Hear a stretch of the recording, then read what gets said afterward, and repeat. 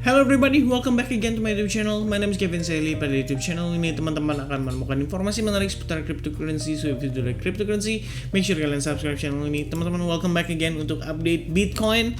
A little bit late today karena kemarin saya ada keperluan, terus perlu istirahat lebih awal. Jadi teman-teman, so sorry kalau misalkan update untuk Bitcoinnya kali ini agak melar, but hopefully tonight bisa update seperti biasa.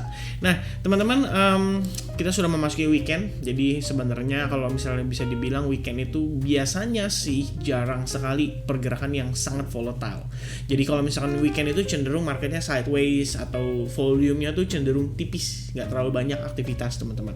Jadi di weekend ini menurut saya nggak terlalu banyak data yang bisa kita ambil, akan tetapi ada pergerakan penting yang perlu saya sampaikan, dan ini juga menjadi konfirmasi bahwa Bitcoin is not ready for bullish yet, teman-teman. Ya, so we're going to discuss it right away. Let's go into the daily time frame. Nah, teman-teman, besok itu hari Minggu, jadi pasti saya akan update untuk weekly. Tapi untuk sekarang kita fokus update di time frame daily terlebih dahulu, beserta dengan time frame hourly, supaya kita bisa lihat bagaimana potensi pergerakan untuk midterm maupun untuk short term pada Bitcoin. Well, dibilang midterm nggak juga sih ya, karena ini udah memasuki weekend juga kan. Besok juga pasti akan update weekly time frame. Nah, yang pasti teman-teman, yang saya pengen kasih info paling penting menurut pandangan saya saat ini adalah bagaimana posisi kita bertahan di atas support major based on time frame daily ya. Menurut saya sangat menarik. Kenapa? Karena closing candle beberapa hari yang lalu itu menunjukkan begitu panjang tail candle ya, mengindikasikan bahwa selling pressure itu sangat tinggi, akan tetapi berhasil di suppress ya bahasa Inggrisnya ya kalau nggak salah, atau berhasil diredam lah oleh si bullishnya teman-teman. Dalam arti antara pertarungan bear dan bull di sini, ini obviously dibenangkan oleh bull ya. Kita bisa lihat bagaimana bull akhirnya taking control atas pergerakan dalam satu harinya, dan balik close-nya itu membentuk doji candle.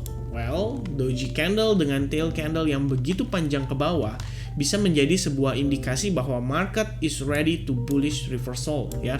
Well, kita nggak bilang ini untuk bullish reversal dalam arti sampai ke 50.000, 60.000, 100.000. Nanti saya dicapnya juga moonboy teman-teman. Cuman kalau misalnya kita lihat situasi kayak gini, secara price action jelas sekali ini memberikan kita begitu banyak informasi. Salah satunya adalah kalian bisa lihat ya, seberapa cepat market atau harga Bitcoin pada saat dia berhasil breakdown dari area box berwarna merah ini ya, di kisaran range 36.000. Itu seberapa cepat, seberapa agresif? Menurut saya sangat agresif, dan for some reason, someone atau somehow atau some people atau some whales itu berhasil menghadang penurunan pada Bitcoin, sehingga kalian bisa lihat terjadi seperti tail candle yang begitu panjang. Dalam arti ada buyers atau buying activity yang begitu signifikan pada range price di kisaran antara area ini atau area ini ya. Itulah menjadi reason utama kenapa terbentuk tail candle ya. Dalam arti begitu turun itu kalian bisa lihat ya, ini kalau ibaratkan dengan box nih, makin bawah kan makin lebar teman-teman. Nah, berarti di situ ada order buy yang menunggu. Semakin harganya di bawah, jelas sekali harusnya memberikan indikasi semakin murah lah untuk para whales melakukan aksi entry ya, atau bisa dibilang beli lagi atau akumulasi lagi gitu. Karena kalau harga murah, siapa sih yang nggak suka gitu kan? Ibaratnya logika kita berpikir aja, kalau misalnya kita datang ke mall ngelihat barang diskon, sometimes kita aja compare antara barang yang dipajang di mall dengan di online gitu, kayak aduh ini kayaknya kalau di online bisa lebih murah deh gitu. Nah, harusnya cara berpikir seorang whales pun tampak demikian ya. Semakin murah harganya akan semakin ideal untuk mereka melakukan akumulasi. That's why kalau kalian ngebayangin ini kayak makin lama makin membal ya, makin membal begitu di bawah. Itu kayak ibaratnya kayak trampolin teman-teman. Jadi twing dia naik ke atas gitu ya. Nah, sementara itu, based on time frame daily, saya pikir menarik juga untuk kita pantau. Cuman yang menjadi problem lagi adalah pada pergerakan kemarin, jelas banget ini justru menunjukkan tidak mampu juga untuk para buyers melakukan dorongan ya, atau menjaga harga Bitcoin untuk close di atas $30.000. That's why teman-teman bisa lihat $30.000 ini seharusnya menjadi potensi area resistance untuk kita saat ini. Dalam tanda kutip, jika close candle-nya ya berhasil close di atas $30.000 dan kita bisa ngelihat ada possibility bullish ready atau bull ready to take over the market for maybe midterm atau untuk jangka pendek atau maybe sampai ke FOMC meeting minutes berikutnya teman-teman, karena akan ada kenaikan suku bunga lagi kan.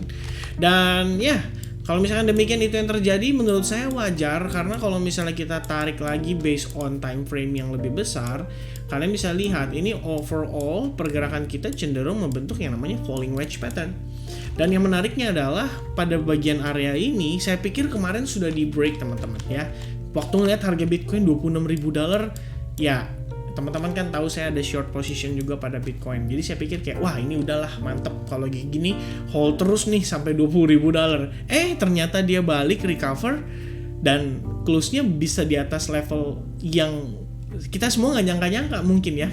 Kita ngelihat Bitcoin dari 26.000. Terus dia bisa close candle di atas area support ini yang saya kasih tanda dengan garis titik-titik itu teman-teman. I think it's very interesting ya teman-teman menilai dari pergerakan pada beberapa hari yang lalu. Jadi saya lihat wah menarik. Berarti kalau kayak gini ceritanya maybe confirm Bitcoin bakal coba maintain di atas level tersebut atau di atas chart pattern tersebut ya.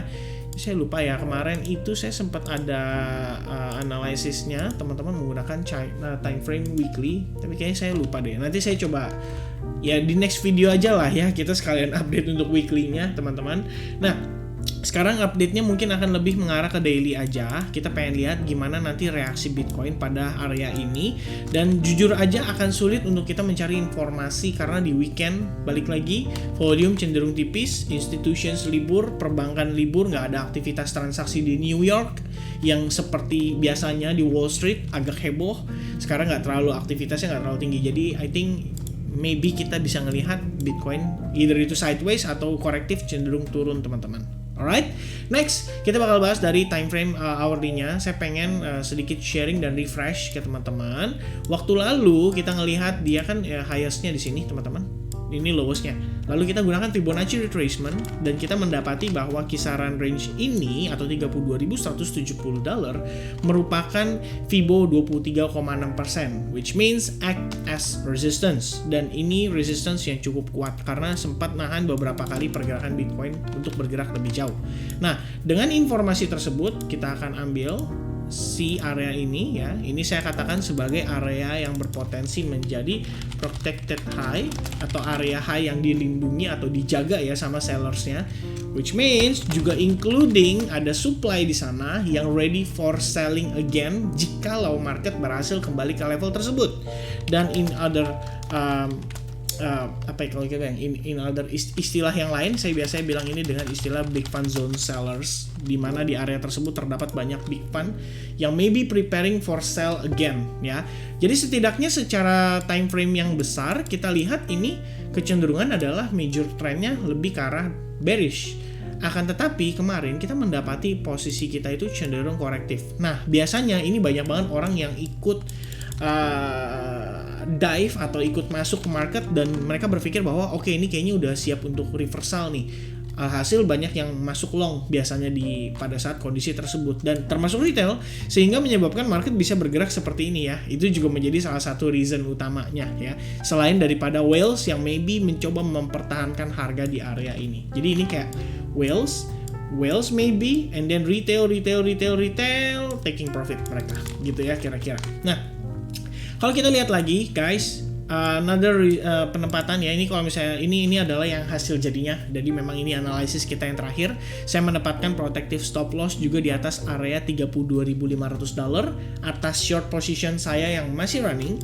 Nah, kalau misalkan untuk kita ngelihat secara keseluruhan, ini menurut saya cukup menarik karena area resistance itu juga mencangkup beberapa area yang salah satunya adalah merupakan si descending channel ya. Kalau kalian lihat di sini atas pergerakan sebelumnya terdapat descending channel. Jadi kalau pada time frame 4 jam pada time frame 1 jam kita bakal bisa ngelihat lebih jelas bahwa area ini berfungsi juga sebagai resistance, which means Kalau misalnya kita mau lihat Bitcoin balik ke bullish, dia harus break dulu dari resistance dari descending channel, plus dia harus break dari protected high atau supply dan big fund zone sellersnya. Sehingga setelah dia berhasil break dari sana, barulah kita sama-sama memahami setidaknya Bitcoin ready to rebound. Ready to rebound dalam arti bukan berarti ready untuk bullish ya.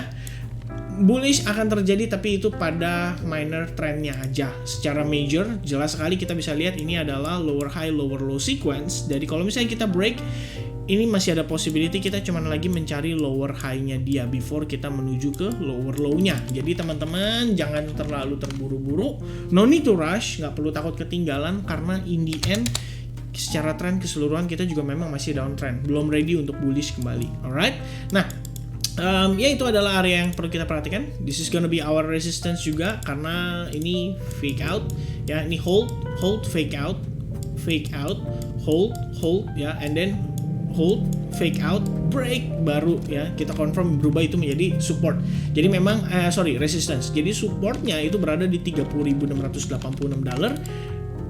sebelumnya dan sekarang menjadi resistance. Kalau misalnya break dan potential area adalah di sini. That's why teman-teman saya menempatkan stop loss di atas $32.500 supaya memastikan kalau misalnya market berbalik arah, ya udah at least selling atau short yang saya lakukan pada $36.000 exit dalam keadaan profit ya. So far ini saya ngomong sama teman-teman ya, ini keseluruhan saya punya short pun sisanya cuma tinggal 25% aja dari initial margin yang saya entry waktu di $36.000.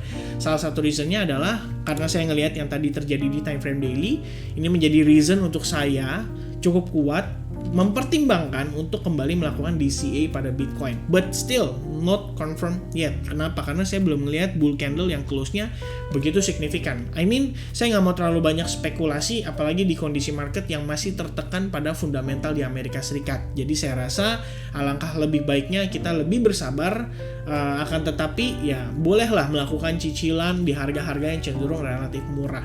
Dan cicilnya pun jangan langsung sekaligus. Saya cicil paling cuma 15%, 10% dari portofolio yang saya sudah siapkan untuk bertransaksi di cryptocurrency. Nah, so far sedikit tambahan untuk short term. Kemarin kita sudah sempat analisis bersama dengan teman-teman di SAG. Saya sih yang analisis, teman-teman yang lain ikut menyimak biasanya ya. Atau yang lain juga ada beberapa yang punya analisis yang serupa. Jadi memang saya pikir ini adalah something yang kita perlu pertimbangkan. Waktu dia terjadi rising wedge ini, saya katakan jangan buru-buru untuk long, soalnya ini kemungkinan cuman sifatnya sementara aja, temporary aja, supaya dia coba mengejar atau mengetes area-area yang saat ini berfungsi sebagai resistance, baru kemudian bisa memicu lebih banyak selling order. Dan so far hari ini kita lihat dia sudah berhasil breakdown, maybe cenderung membentuk seperti falling wedge lagi, teman-teman bisa bilang seperti itu juga. But if we break out, paling kondisinya juga sekedar untuk retest aja teman-teman. Karena balik lagi it's a weekend, maybe kita cuman setelah breakout ini maybe cuman sideways aja ya sampai nanti hari Minggu finish, baru dia nanti menentukan arah lagi atau set to sell lagi. Nah, untuk bagian bawahnya ini yang saya consider sebagai area protected low-nya. Jadi kalau misalkan dia breakdown dari sini, kita bakal nerusin atau big potential bahkan meneruskan pergerakan pada tren utamanya atau bearishnya ya. Saya rasa itu teman-teman update yang bisa saya berikan pada Bitcoin siang hari ini. Hopefully it can be very helpful buat teman-teman yang mungkin lagi ongoing proses belajar atau yang mungkin sedang mencari referensi untuk kalian punya perbandingan analisis ya. Hopefully this can be your answer buat hal tersebut. Dan sekiranya teman-teman suka dengan konten seperti ini, make sure kalian leave me your likes button.